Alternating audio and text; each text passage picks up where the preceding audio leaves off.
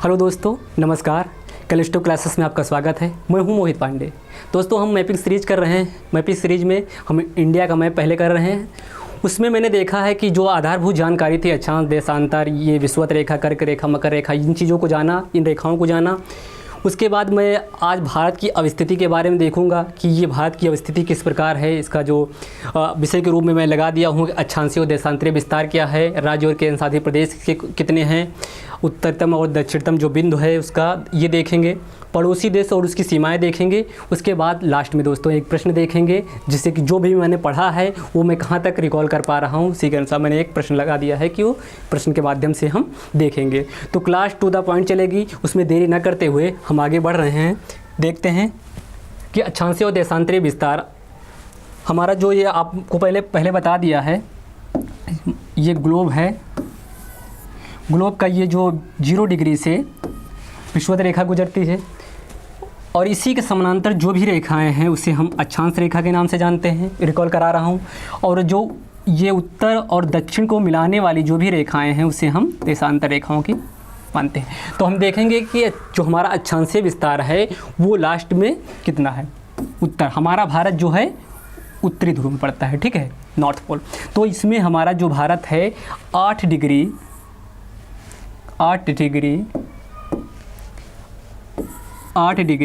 4 minute north से लेकर 37 degree 6 minute north में इसकी जो अक्षांशीय स्थिति है ये है। अब इसका जो हम देशांतरीय विस्तार देख लेते हैं। 68 डिग्री 7 मिनट पश्चिम से यानी वेस्ट से 97 डिग्री 25 मिनट जो पूरब में इसका जो अवस्थिति है, पूर्व में ये देशांतरीय अवस्थिति है। दोस्तों, भारत का क्षेत्रफल की अगर हम बात करें तो भारत का क्षेत्रफल जो है 32,87,263 किलोमीटर है। इसको एनसीईआरटी में अगर देखेंगे तो आपको 32.8 लाख वर्ग किलोमीटर के रूप में देखने को मिलेगा, ठीक है। तो ये था हमारा भारत का क्षेत्रफल। आगे इसकी जो स्थलीय सीमा है दोस्तों, इसमें हम थोड़ा सा कुछ फैक्ट है जो देख लेते हैं कि जो पश्चिम से पूरब की ओर जो मेनलैंड का है, इसकी जो लंबाई है या दूरी है, इसको कह लीजिए 2,933 किलोमीटर है। अब उत्तर से दक्षिण की ओर जो दूरी है इसको हम कहेंगे 3,214 किलोमीटर है। यानी इतना तो वर्ग किलोमीटर हमारी पूरा जो क्या है भारत का क्षेत्रफल है। इसमें जो लंबाई है, इसका दूरी है, जो अगर पूछ लिया जाए पश्चिम से पूरब की ओर कितनी दूरी है तो 2,933 किलोमीटर है। अगर उत्तर से दक्षिण की पूछ लिया जाए 3,214 किलोमीटर है। आगे हम स्थलीय सीमा की दोस्तों बात करें, यानी कि कुल जो हमारा स्थलीय सीमा है, ये जो देख रहे हैं स्थलीय सीमा जो है 15,200 किलोमीटर है। अगर हम तटीय सीमा द्वीपों सहित बात करें कि जो ये जो तटीय सीमा, ये तट है हमारा जो, यानी कि किसी भी जल का जो ये जल है, जल का क्षेत्र, लैंड का क्षेत्र, इसके जो किनारे का जो क्षेत्र होता है उसे हम तटीय क्षेत्र के रूप में जानते हैं। एक सामान्य सी परिभाषा के रूप में अगर देखें तो तटीय जो क्षेत्र है, तटीय सीमा द्वीपों सहित ये तटीय सीमा हो गई। और ये जो द्वीप हैं अंडमान निकोबार, और इधर हमारा देखेंगे ये लक्षद्वीप लिखा हुआ है इंडिया का। तो इसकी जो मिलाकर अगर हम सीमा की बात करें तो 7,516.6 किलोमीटर है। तो ये हमारा हो गया तटीय सीमा, स्थलीय सीमा। अगर हम भारत के क्षेत्रफल की बात करें, विश्व में कौन सा स्थान है भारत का क्षेत्रफल में, तो भारत का क्षेत्रफल में 7वां स्थान है दोस्तों, 7वां। अगर हम जनसंख्या की बात करें कि भाई हमारे पास क्षेत्रफल में 7वां स्थान है जनसंख्या के बारे में, तो कुछ संस्थाओं ने तो बता दिया कि भारत हमारा अब जो चीन को पीछे छोड़ते हुए पहले नंबर पे आ गया है। लेकिन अभी जो आधिकारिक आंकड़े हैं, जो भारत की जनगणना 2021 होनी थी, अभी हुई नहीं। जो अगर हो जाता है तो उसमें जो भी हो डिफाइन होगा उसके अनुसार हम मानेंगे। अभी हम फिलहाल सेकेंड में मानेंगे कि भारत तो जो जनसंख्या की दृष्टि से भारत किसने स्थान पे है, तो दूसरे स्थान पे है। ये था कुछ फैक्ट जो मैंने सोचा कि डिस्कस कर दूँ आपको।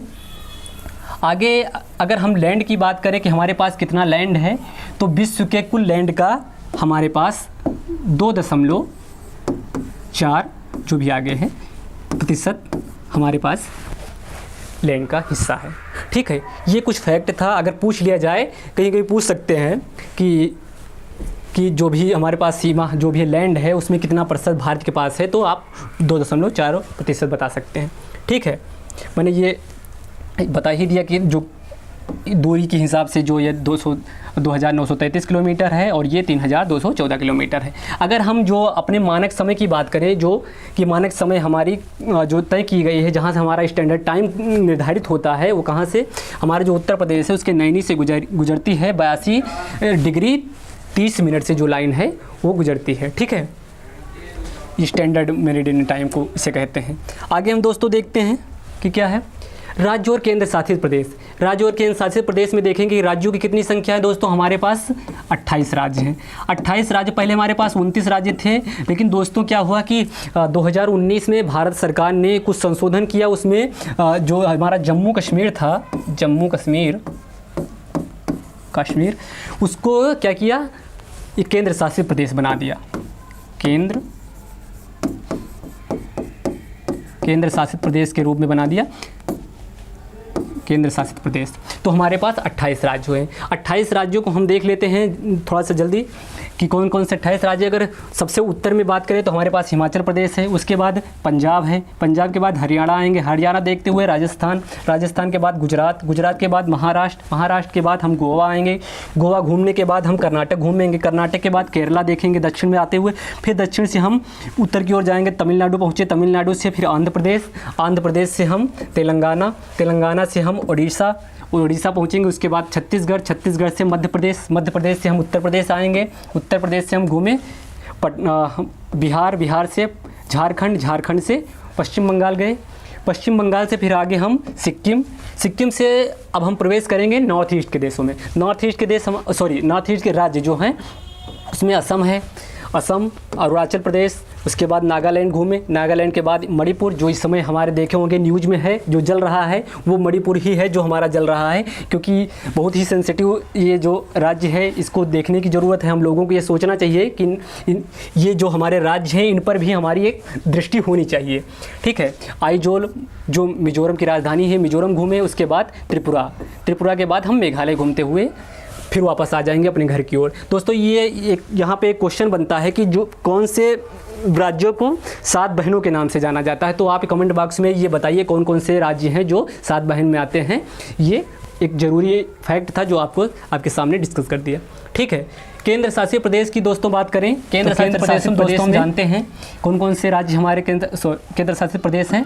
उसमें लद्दाख आता है, जो कि जम्मू कश्मीर को संशोधित करके 2 राज्यों में 2 बांट दिया गया है, 2 केंद्र शासित राज्यों में बांट दिया गया है, जम्मू कश्मीर और लद्दाख। उसके बाद चंडीगढ़, उसके बाद दिल्ली, जो कि हमारे भारत की राजधानी भी है। उसको घूमने के बाद आगे हम जाएंगे तो लक्षद्वीप घूमेंगे। लक्षद्वीप घूमने के बाद एक जो पानी में भी हमारा ये जो सागर में भी पड़ता है, दमन और दीव, इसको तटीय कह लीजिए, तटीय शहर है या कर लीजिए, दमन और दीव, दादरा और नगर हवेली, ये भी हमारा संशोधन करके दोनों को मर्ज कर दिया गया। पहले ये अलग अलग थे, इसे संशोधित करके मर्ज कर दिया गया। इसकी जो राजधानी है दमन है, तो ये जान लिए। आगे हम बढ़ेंगे तो पुदुचेरी या पौंडीचेरी, कहीं पांडिचेरी लिखा मिल जाए या पुदुचेरी लिखा मिल जाए तो दोनों एक ही नाम है, कंफ्यूज मत हो जाएगा। ये हुआ। उसके बाद अंडमान और निकोबार द्वीप समूह, ये हमारे पास जो केंद्र शासित प्रदेश के रूप में है। ठीक है, अब दोस्तों आगे मैंने जाना कि हमारे पास राज्य कितने हैं। केंद्र शासित प्रदेश 8 केंद्र शासित प्रदेश हैं और 28 राज्य हैं। इनकी संख्या जान लिया। आगे देखते हैं। आगे हमारे पास उत्तरतम और दक्षिणतम बिंदु की अगर बात करें, उत्तरतम बिंदु की बात करें तो इंदिरा कौल या अगर ऐसे भी लिखा मिल जाए तो सही है, इंदिरा कौल। ये इसे हम कहीं अगर ऐसे लिखा मिल जाए सियाचिन हिमनद के रूप में, सियाचिन हिमनद, कुछ राइटरों ने इसको सियाचिन हिमनद ही माना है। तो ये दोनों अगर में से कोई अगर लिखा मिल जाए तो आप सही कर दीजिएगा। ये उत्तरतम बिंदु है जो कि लद्दाख में पड़ता है। ठीक है, दक्षिणतम बिंदु की बात करें तो इंदिरा पॉइंट हमारा अंडमान निकोबार द्वीप समूह है। उसके निकोबार जो है, ग्रेट निकोबार में एक द्वीप है, उसका जो हमारा दक्षिणतम बिंदु के रूप में जाए। अगर मेनलैंड की बात करें, मेनलैंड में हमारे कन्याकुमारी को दक्षिणतम बिंदु के रूप में कहीं मेंशन आपको मिल जाएगा, कन्याकुमारी। कन्याकुमारी। ठीक है, पश्चिम में गौरमाटा है। गौरमाटा का जो है ये गुजरात में स्थित है, जो पश्चिमतम बिंदु के रूप में है। पूर्व में किविथु या किविथु, जो भी ये लिखा मिल जाए आप सही कर दीजिएगा। ये अरुणाचल प्रदेश का एक गांव है। अरुणाचल प्रदेश, अरुणाचल का एक लोहित शहर, लोहित सिटी है, उसी में एक गांव है ये किविथु, जो हमारा पूर्व का सबसे लास्ट का यहीं कहीं पड़ता होगा। तो ये हमारा पूर्व का सबसे लास्ट का गांव है। ठीक है, आगे हम देखेंगे कि उत्तर दक्षिण पश्चिम पूर्व, ये हमने डिफाइन कर लिया कि हमारे जो हैं जो कुछ बिंदु हैं जो कहाँ कहाँ पड़ते हैं, क्योंकि क्वेश्चन में कभी कभी पूछा भी जाता है, तो ये आप तैयार कर लीजिएगा। आगे दोस्तों देखते हैं पड़ोसी देश और उनकी सीमाएं। पड़ोसी देश और उनकी सीमाएं, पड़ोसी देश में हम क्रमवाइज देखेंगे, सबसे बढ़ते से घटते क्रम की ओर आएंगे, यानी कि अवरोही क्रम में। अवरोही क्रम में नहीं, बढ़ने से घटते क्रम में। आरोही का मतलब होता है कि घटने से बढ़ने क्रम में। अगर आरोही पूछे एग्जाम में तो आप नीचे से जाइएगा ऊपर की ओर, अगर अवरोही पूछे तो ऊपर से आप नीचे की ओर आएगा। ठीक है, ये आरोही अवरोही का मतलब ये हुआ। बांग्लादेश जो कि सबसे ज़्यादा सीमा साझा करता है हमारे भारत देश से, ये पूरा देखो बांग्लादेश की जो सीमा है दोस्तों ये, ठीक है, ये बांग्लादेश, इसकी जो सीमा है 4096 किलोमीटर है। चीन है 3917 किलोमीटर, पाकिस्तान है 3310 किलोमीटर, नेपाल है 1752 किलोमीटर। आगे फिर पड़ जाता है म्यांमार, म्यांमार के बाद भूटान, भूटान के बाद नेपाल, नेपाल तो है ही, नेपाल तो मैंने बता ही दिया, उसके बाद म्यांमार, भूटान, फिर उसके बाद अफ़गानिस्तान। ये हमारी सीमाएं हैं। अगर ट्रिक हम 4 की याद करें तो दोस्तों 4 आप याद कर लेंगे तो आपको क्रम सजाने में कोई दिक्कत नहीं होगी। ट्रिक हमारी जो है बचपन याद रखेंगे, अपना बचपन तो सभी याद रखते हैं, तो बचपन याद रखिएगा तो आपको याद करने में आसानी होगी।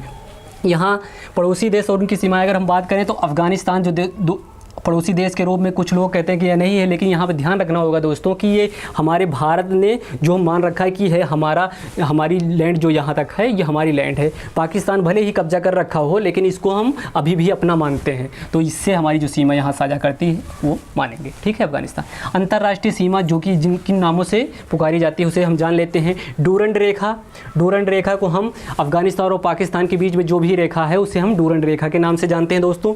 मैकमोहन रेखा, ये हमारी जो चाइना और भारत के बीच में जो रेखा है उसे हम मैकमोहन रेखा के नाम से जानते हैं। रेडक्लिफ साहब जो कि वकील थे एक, इन्होंने क्या किया, भारत जो भी अभी तक विवाद है हमारे पाकिस्तान और भारत के बीच में, उन्होंने ही निर्धारित किया था रेडक्लिफ रेखा, जो पाकिस्तान और पाक और भारत के बीच में है।